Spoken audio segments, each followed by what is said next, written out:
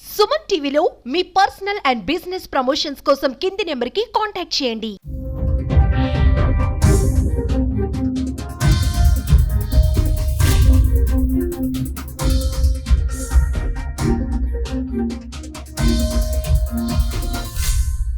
Hi నమస్తే, welcome to Suman TV.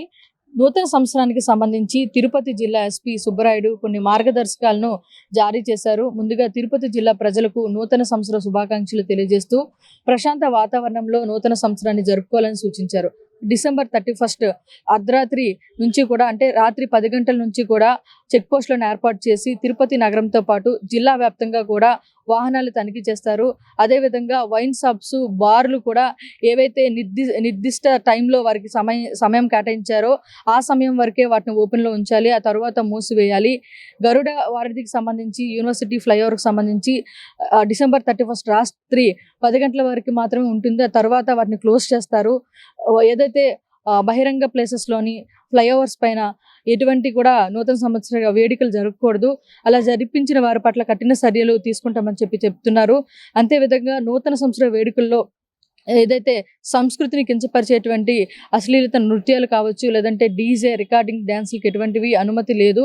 అలా చేసిన వారి పట్ల కఠిన చర్యలు తీసుకుంటారు. అంతేకాకుండా న్యూ ఇయర్ సాక్ చెప్పి బైక్ అదేవిధంగా కార్ రేసులు చేసిన వారిపైన కూడా క్రిమినల్ కేసులు అనేవి తీసుకుంటారు. డిసెంబర్ 31 జనవరి 1కి సంబంధించి కొన్ని హోటల్స్ ఏవైతే ఉన్నాయో కార్యక్రమాలు ఈవెంట్స్ జరుపుతారో హోటల్స్, అదేవిధంగా ప్రైవేటు స్థలాలు, క్లబ్లు, ఫంక్షన్ హాల్కి సంబంధించి ముందుగానే వారు అనుమతి కొరకు దరఖాస్తు ఎస్పీ ఆఫీస్లో చేసుకోవాల్సి ఉంటుంది. ఒకవేళ అనుమతి తీసుకోకుండా పార్టీలు ఇటువంటి ఏవైతే న్యూ ఇయర్ ఫస్ట్కి సంబంధించి ఫంక్షన్స్ చేసుకున్నట్లయితే వారిపైన కఠిన చర్యలు తీసుకోవాల్సి ఉంటుంది.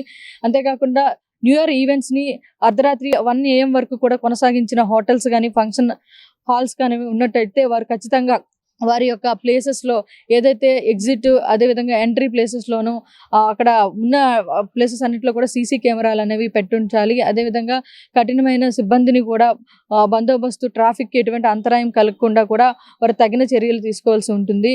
అదేవిధంగా ఏదైతే ఆ ఈవెంట్స్ జరిగే ప్లేసెస్లో ఎటువంటి పేలుడు పదార్థాలకు కానీ బాణసంచి పేల్చడానికి కానీ అనుమతి లేదు. ముందుగానే వారు ఈ నిర్వాహకులు అందరూ కూడా వారి యొక్క కస్టమర్స్కి వీటి గురించి చెప్పాల్సి ఉంటుంది. ఎందుకంటే అక్కడ ఎటువంటి మత్తు పదార్థాలకు సంబంధించి లేదంటే బాణసంచులకు సంబంధించి పేలుడు సంబంధించిన కార్యక్రమాలు ఎటువంటివి కూడా ఆ యొక్క ఈవెంట్స్ జరిగే చోట్ల జరగకూడదు. ఇటువంటివి చేసిన పట్ల వారిపైన కఠినమైన చర్యలు తీసుకుంటామని చెప్తున్నారు. అంతేకాకుండా ఈవెంట్ జరిగే చోట్ల మత్తు పదార్థాలు కానివ్వండి, నార్కోటిక్స్ సంబంధించి, డ్రగ్స్కి సంబంధించి ఎటువంటి కార్యకలాపాలు జరగకూడదు.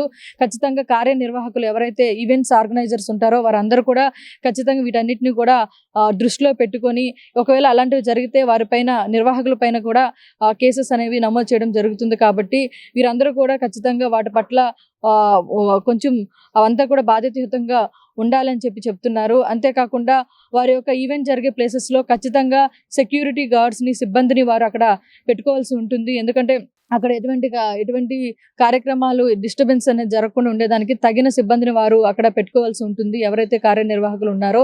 అదేవిధంగా ఎటువంటి ట్రాఫిక్కి సంబంధించిన అంతరాయం కూడా కలగకుండా వారు చర్యలు తీసుకోవాల్సి ఉంటుంది. అందుకనే వారు తగిన అక్కడ ఎగ్జిట్ సంబంధించి కానీ, ఎంట్రీకి సంబంధించిన కానీ అక్కడ ఉన్నటువంటి ట్రాఫిక్ అనేది, అక్కడ వాహనాలకు సంబంధించి ఎక్కడ వాహనాలు నిలబెట్టాలి అవన్నీ కూడా వాళ్ళు చూసుకోవాల్సి ఉంటుంది కార్యనిర్వాహకులు, అక్కడ ట్రాఫిక్ ఎటువంటి అంతరాయం కలగకుండా. అంతేకాకుండా ఎవరైతే అక్కడ ఉంటారో మద్యం కూడా ఆ ఒక ఈవెంట్స్కి ఎవరైతే అనుమతిస్తారో అది కేవలం మనకి ఏదైతే ప్రభుత్వం ఇస్తుందో ఆ టైం వరకు మాత్రమే మద్యాన్ని కూడా ఈవెంట్స్లో అనుమతించాలి. ఆ తర్వాత ఎటువంటి మద్యానికి కూడా అనుమతించడానికి లేదు. ఇదే విధంగా న్యూ ఇయర్ జనవరికి సంబంధించి, అదేవిధంగా సంక్రాంతికి సంబంధించి ఎటువంటి జూదం కానీ, మట్కా కానీ, లేదంటే కోడి పందాలు, అశ్లీల నృత్యాలకు సంబంధించి డీజే ఇవన్నీ కూడా అనుమతి లేదు. కాబట్టి అటువంటి జరిపే వారిపైన ఖచ్చితంగా తగిన చర్యలు తీసుకుంటామని పోలీసు వారు చెప్తున్నారు. అంతేకాకుండా ఎక్సైజ్ అదేవిధంగా అగ్నిమాపక సిబ్బందికి వారు ఖచ్చితంగా రెస్పాండ్ అవ్వాల్సి ఉంటుంది. వారు ఇచ్చిన నిబంధనలన్నింటినీ కూడా ఫాలో చేయాలి, అతిక్రమించకూడదని కూడా చెప్తున్నారు. ఏదైతే బైక్స్ కార్స్ సంబంధించి కూడా ఈ యొక్క నూతన సంవత్సరాన్ని వారు సాక్ చూపిస్తూ రేసులు కనుక జరిపినట్లయితే వారిపైన కూడా చర్యలు తీసుకుంటారు. అదే కాకుండా వాహనాలకు సంబంధించి ట్రిపుల్ డ్రైవింగ్ అనేది ఖచ్చితంగా చేయకూడదు. ట్రిపుల్ డ్రైవింగ్ చేసిన వారిపైన కూడా చర్యలు తీసుకుంటారు. అదేవిధంగా మద్యం సేవిస్తూ వాహనాలు నడిపినట్లయితే వారి పట్ల ఎవరైతే మద్యం సేవించి వాహనం నడుపుతారో వారికి ఖచ్చితంగా వారిపైన కఠిన చర్యలు ఉంటాయి. దాదాపు 10,000 వరకు కూడా జరిమానా ఉంటుంది. అదేవిధంగా జైలు శిక్ష కూడా ఉంటుంది. అంతేకాకుండా వాళ్ళ యొక్క లైసెన్స్ క్యాన్సిల్ అయ్యే అవకాశం కూడా ఉంటుంది. కాబట్టి మద్యం సేవిస్తూ డ్రైవింగ్ చేసిన వారిపైన కూడా క్రిమినల్ కేసులు ఉంటాయి. అదేవిధంగా బహిరంగ ప్లేసెస్లో మద్యం సేవించడం కూడా నిషిద్ధం. కాబట్టి పబ్లిక్ ఎటువంటి అంతరాయం కలగకుండా నూతన సంవత్సర వేడుకలు జరుపుకోవాలి.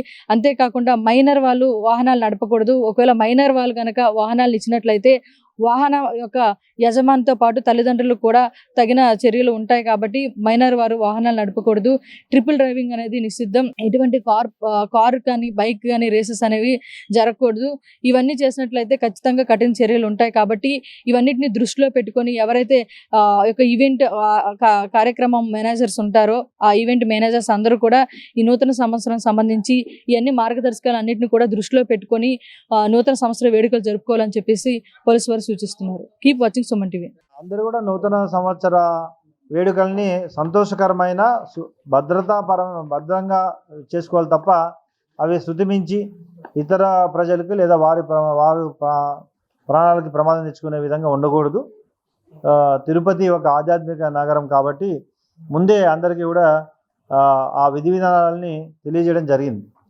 ముఖ్యంగా ఎవరైతే పర్మిషన్ లేకుండా ఇండివిజువల్గా కాకుండా గ్రూప్ పరంగా లేదా వాణిజ్య పరంగా చేస్తున్నారో వాళ్ళు ఖచ్చితంగా పర్మిషన్ తీసుకోవాలి. డీజేస్ అనేటివి 80% కూడా ఎవ్వరికి అలో లేదు. సో ఒకవేళ డీజే వాడితే మాత్రం క్రిమినల్ కేసులు రిజిస్టర్ జరుగుతుంది. సో అదేవిధంగా 31st నైట్ అంటే ఈ ఫ్లైఓవర్స్ అవన్నీ కూడా 11 తర్వాత మూసివేయడం జరుగుతుంది. తర్వాత అక్కడ రోడ్డు మీదకి డ్రంక్ అండ్ డ్రైవ్ పొజిషన్లో ట్రిపుల్ రైడింగ్లు ఇవన్నీ వస్తే మాత్రం తప్పకుండా వెహికల్ చెకింగ్స్ వివిధ చాలా ప్లేసెస్లో ఆర్గనైజ్ చేస్తూ ఎవరైతే డ్రంక్ అండ్ డ్రైవ్లో పట్టుబడతారో వారిపై కూడా ఖచ్చితంగా రిమాండ్ చేసే వరకు కూడా తీసుకెళ్తాం. సో అదేవిధంగా ప్రజలు అంటే ఇవన్నీ కూడా కండిషన్స్ వారి భద్రత కోసమే చేస్తున్నాం. ఖచ్చితంగా ఇవి అర్థం చేసుకోవాలి. ఎవరైనా ఒకవేళ వాళ్ళ ఫంక్షన్స్ అలాంటివి పెట్టుకుంటే పర్మిషన్ అంటే ఇండివిజువల్ పర్మిషన్స్ అక్కర్లేదు. బట్ ఏదైనా వాణిజ్యపరంగా చేసినప్పుడు ఖచ్చితంగా కన్సర్న్డ్ డిఎస్పీకి అప్లై చేసి తీసుకోవాలి. అశ్లీల నృత్యాలు ఇలాంటివి కూడా ఎట్టి పరిస్థితుల్లో కూడా అనుమతించడం జరగదు.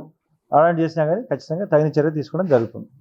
So 31st evening నుండినే 31st night 11 నుండి 1st వరకు కూడా ఈ నిబంధనలు అమల్లోకి వస్తాయి. డ్రంక్ అండ్ డ్రైవ్ టెస్టులు చేస్తాం, వెహికల్ చెకింగ్ చేస్తాం. తర్వాత ఎట్టి బస్సులో కూడా అదర్ ఇష్యూస్ కూడా ఏవి కూడా ఇన్వాల్వ్ అవ్వకూడదు, అవి అలో చేయం.